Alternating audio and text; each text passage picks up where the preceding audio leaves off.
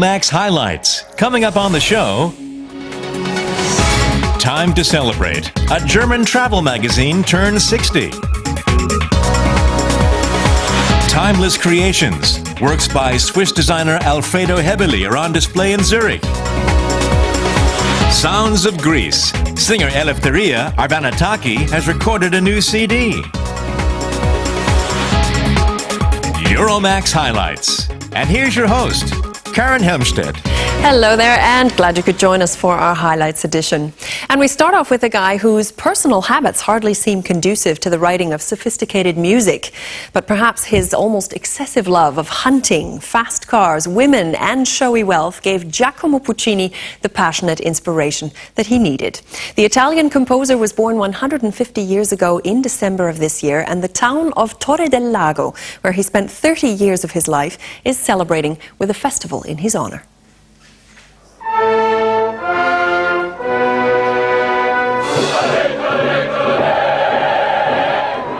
The village of Torre del Lago is hosting a special performance of Turandot to mark the 150th anniversary of the birth of its most famous citizen.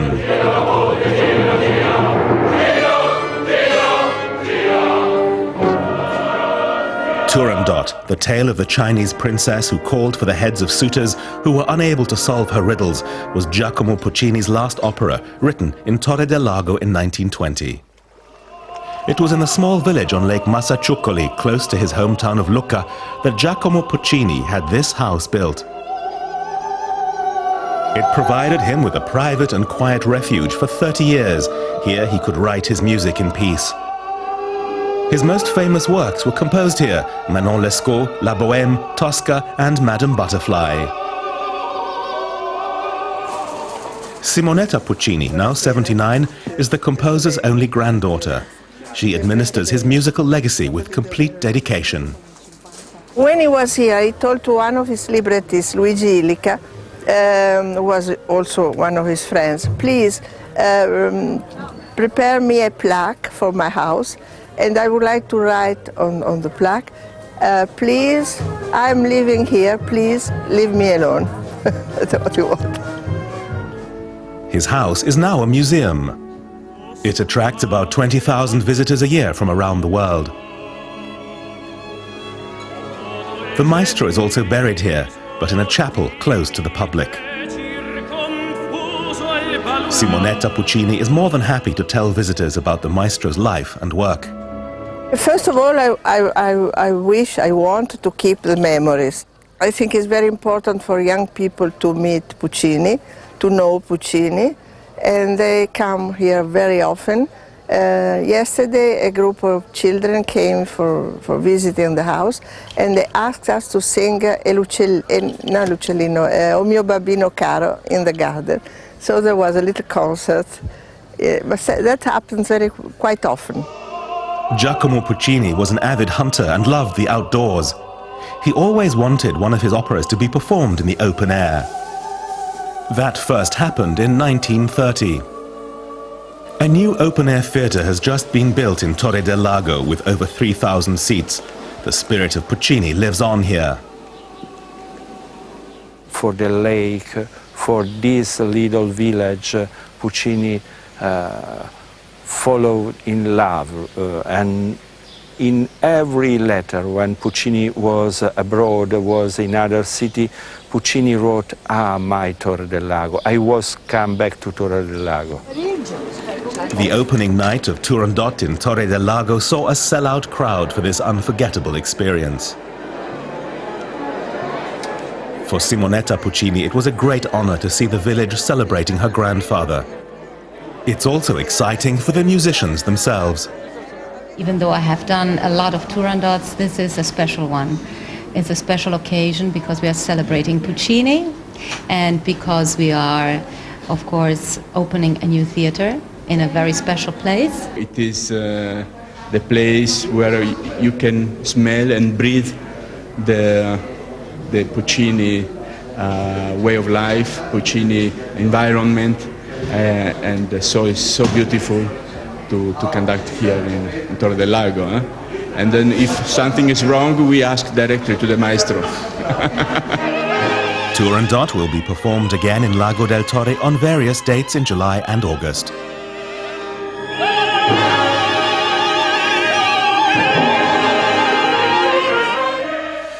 Germans are well known the world over for being great travelers, but whether they're the traditionalist, stay-at-home type or globe-trotting adventurers, many Germans get their inspiration from a publication called Merian, a monthly magazine that emphasizes the cultural aspect of world travel. It's celebrating 60 years in print, and that despite the onslaught of the internet.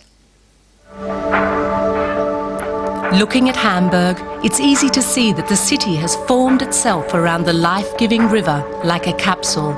It's always the open current which, in the rhythmic change of the incoming and receding waters, flows around its structures. That's how one author described Hamburg in 1948, in the first Merian guide to the city. As Merian turns 60 this year, it once again returns to Hamburg and its most famous landmark, the port.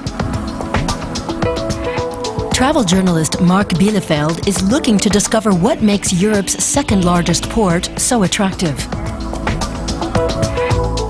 I've talked to people like the tugboat pilots, or one of the last 3 fishermen working at the port, or a bridge operator working on the big container terminals. And what I've found out so far is that it's a mixture of things that attract people. Certainly it's the ships themselves, those vessels of longing constantly coming from faraway places and leaving again. Merian magazines bring the world to people's living rooms, and every month they introduce readers to a new destination. In the beginning, they weren't intended to be guidebooks, as the magazine's publisher Manfred Bissinger remembers. Rather, they were descriptive, illustrated publications about German cities and landscapes. In this villa on the Ulster River, bookseller Kurt Ganske designed the magazine's first edition, a portrait of Würzburg, 3 years after the end of World War II. It included text describing the city, its importance and its place in history. Of course, there were pictures of the demolished city in ruins, obviously, but there were also pictures of what the city looked like before the war, because the purpose was to document what had happened and what parts of the city should be rebuilt.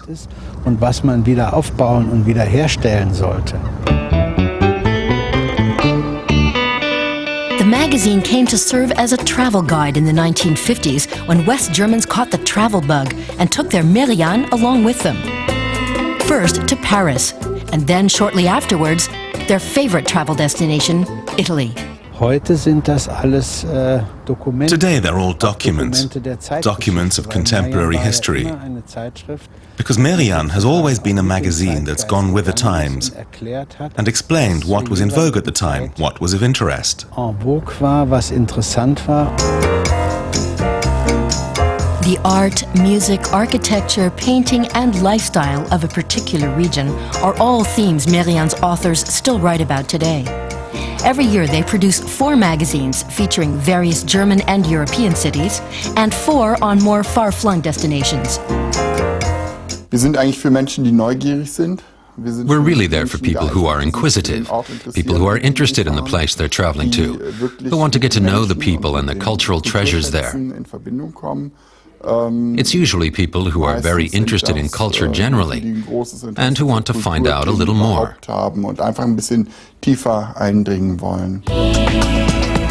Merian does not try to compete with mainstream travel guides, although the issues increasingly include tips on food and lodging.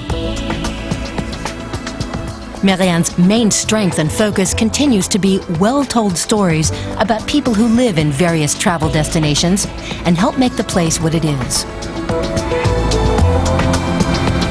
There's so much life in a port. Many people say things aren't like they used to be. The romanticism is gone. The old seamen aren't there anymore. But my impression is that the opposite is true. The port is more alive than ever. Just like the Merian Travel Magazines after 60 years in production, the publishers are always on the lookout for new people and places to bring alive for their readers. He's considered a star by everyone in the business, and yet modesty is Alfredo Häberli's middle name. The Argentinian-born Swiss designer is one of the most influential creative minds on the European scene at the moment, and he works regularly for big names like Moroso, Capellini, Vitra and Quadrat. He's also won countless awards and was recently named one of the top 5 furniture designers by Wallpaper magazine. Only fitting then that an exclusive exhibition of his work is on in Zurich. Alfredo Häberli is a man who looks at things a little differently. He redesigns everyday objects and comes up with the most unusual and varied products. They only have one thing in common: they're successful. People love Häberli's designs.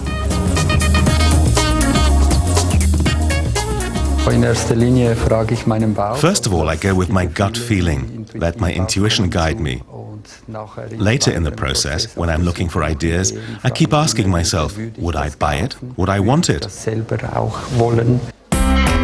Häberli designed this chair so that he could relax in a style all his own. And in this honeycomb-shaped shelving unit, even the thinnest brochures won't fall over. Function also determines form. This bench doubles as a table. Häberli designs cutlery to suit children's hands and wine glasses which feel like no others. The design of this bar stool takes into account the little challenges of everyday life. I was born in Argentina, and there people steal everything that's not nailed down. So I thought if I put my personal belongings inside it, for example this little bowl, and sit on it, that should be enough. In fact, Alfredo Häberli has created a small city in Zurich's Museum of Design. In 3 wooden chalets, he pays tribute to the history of Swiss design and the pieces that inspired him. Another area documents the design process behind his products, like the new Segesta chair. We do 3-dimensional sketches in the form of wireframe models, handcrafted models. That's very important because it produces lots of intuitive things that you haven't processed in your mind but come instinctively. Häberli uses a new plastic, which in various thicknesses allows a smooth transition from cantilever to firm chair. It took more than a year before he was happy with the form, but that's nothing unusual for Häberli. That process is our actual work, in which we're completely absorbed. You have a kind of inner compass and know roughly where you're headed, but never precisely. And there are always crosswinds and waves which knock you off course. But that's good, because they sometimes bring you to another shore entirely. And in the end, you have a product like the Segesta chair, which is both comfortable and stackable. But Alfredo Häberli is not one to boast. In spite of his success, he's remained very down to earth. We live in an era in which designers are turned into stars, but I'm not interested in that. I think stars belong in the heavens, and I've got both feet firmly on the ground. In the future, Alfredo Häberli plans to keep designing very simple things. Meanwhile, his past creations are on display in Zurich until September the 21st.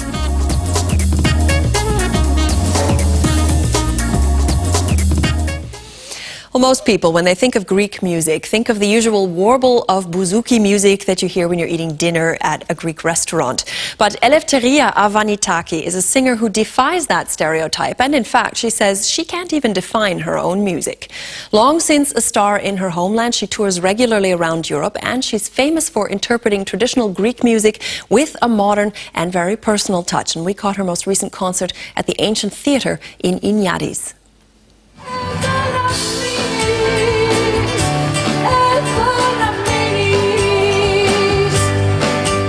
When Eleftheria Arvanitaki takes to the stage, she creates another world with her music.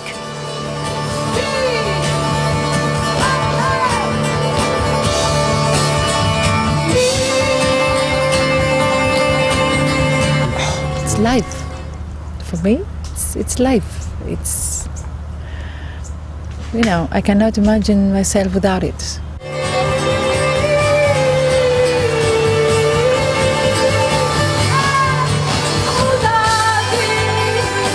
The singer from Athens has enthralled audiences across Europe, even if they don't understand Greek.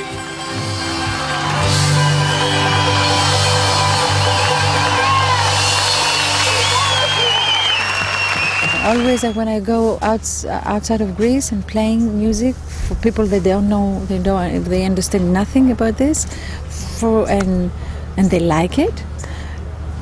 For me, it's I'm very, very happy. How can I say that? I'm complete. I feel complete. In Greece, Eleftheria Arvanitaki is a superstar. People from all walks of life enjoy her music. In fact, she's so popular, she's able to use the cultural landmarks Greeks are so proud of as a backdrop. In Greece, it's not very easy to play in St. Peter's. And if you can do that, it's the pleasure is, it's different. The show, it's totally different. The sound of her band has been adjusted to suit the ancient theater in Iniadis, close to Patras.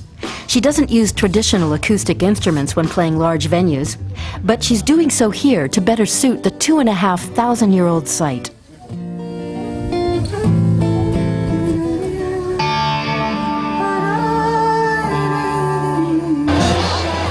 In the evening, some 3,000 fans fill the ancient amphitheater. This concert is something special for her as well. Are you nervous? Or? For the first two songs. Yeah. If the sound is good, if I hear the way I want to hear, after that everything is okay.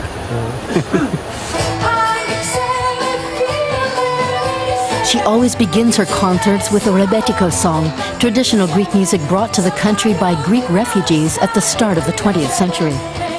Eleftheria Arvanitaki has rearranged the folkloric elements to suit her own style. She wants to express one thing in particular with her music.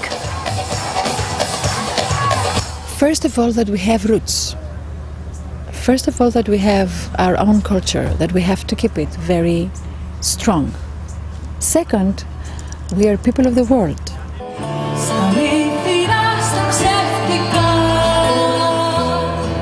Although she's been singing exclusively in Greek for more than 20 years, she's worked with colleagues from around the world, including the American composer Philip Glass and the Portuguese singer Dulce Pontes.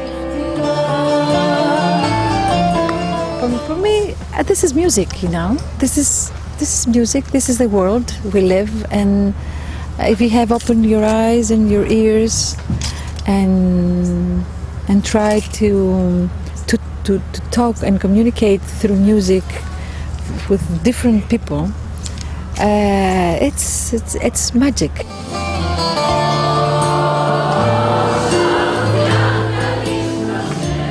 In September, Eleftheria Arvanitaki starts a European tour to promote her new CD titled Look at Me.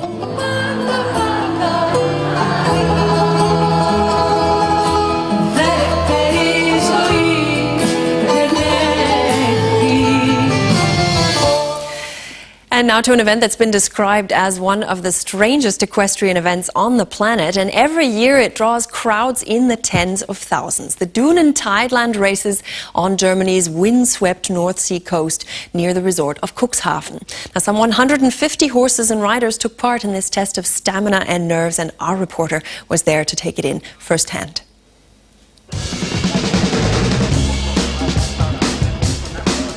The horses appear when the water recedes. Once a year they compete here in a unique event on the mudflats of the North Sea. This is what makes it so great. Sun, wind, sea and enthusiastic spectators. It's this truly unique atmosphere that makes the race on the mudflats what it is. Participants at the Duhnen Tidelands race meeting take part in two different categories, flat and harness racing. There are 12 races and all of them take place on a 1.2 kilometre circuit. The first race took place in 1902 when a fish trader and his friends founded a seaside resort here and came up with the idea of horse races out on the mudflats. There had never been as many people here as there were back in 1902. The streets were full from Cuxhaven to Duhnen. More than 30,000 people have come to Duhnen this year, and they're all hoping to bet on the right horse. Difficult with no form books available for mudflat racing. While the action offshore captivates spectators, participants are working at top speed to prepare for the main race. Franziska Wachtmann and her horse Schnebbe are on their way to the start line. Franziska's got a new tactic for this year's race. I have to try and keep in touch with the leaders but not go right in front. Otherwise I can't attack later. Schnebbe can fight, and I hope she's close enough and has enough willpower to go to the front with me at the right moment. I'm motivated. I hope we'll make it. It's a really tough race. The 17-year-old has already triumphed 5 times here in Duhnen Tidelands and is a favourite. And they're off. 1,900 metres over this kind of terrain is tough going for both horse and rider. Some have more fun than others. This outing didn't go so well for Franziska. She and her horse were disqualified. She was doing well, and suddenly there was this boundary. She went right past and we were disqualified. I thought, should I carry on? But then I told myself, no. I still have another race, better to rest her. I took her back and let her run out. This was the trophy they all wanted to take home. A valuable porcelain horse made by a prestigious manufacturer. The winner is Ramona Kosch. She's picked up 2 wins today. As always, the crowd are impressed. It's exciting seeing them race past you, and the very first race was a tie. It's very interesting. What's special is being relaxed and by the sea, and when the weather plays along, it's fantastic. The Duhnen Tidelands race in Cuxhaven will be taking place again next year, and riders and fans are sure to be back. And finally, if there's one thing you have to love about the Brits, it's that they let nothing get in the way of their traditions. And so it is that for 800 years, that's 8 centuries now, there's been an annual counting of swans on the Thames River.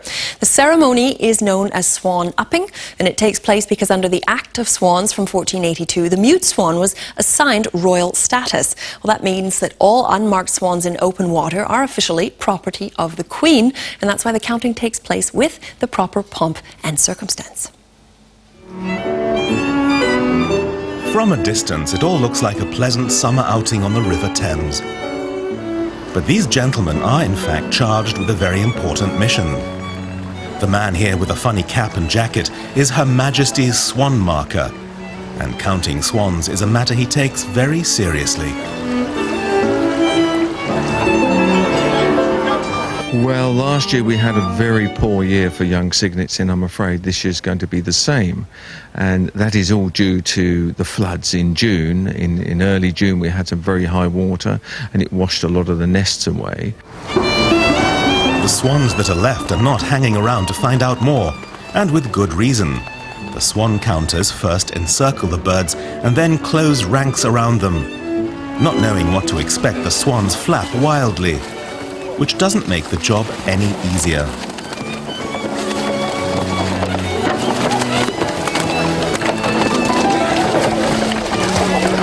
Well, they're very large birds. They're very powerful birds. They've got a wingspan nearly up to 3 meters, and they can weigh up to sort of 14, 15 kilos. So they're quite a powerful bird. So you have to be quite careful.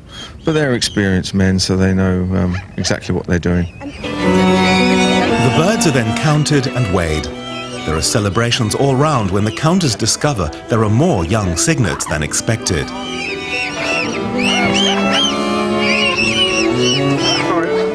In the olden days, the swans would have been eaten. Fortunately, that's no longer the case. Fortunate indeed for the swans, who are now released after their particulars have been noted. The whole procession then moves on.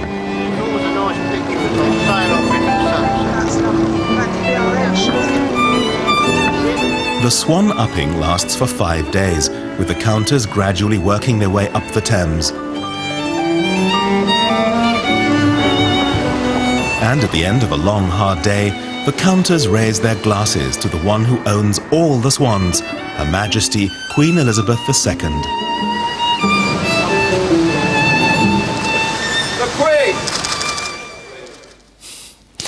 Well, that was indeed the Swan song for this edition of our Euromaxx highlights. So thanks for joining us, and until we meet again, take good care and bye-bye.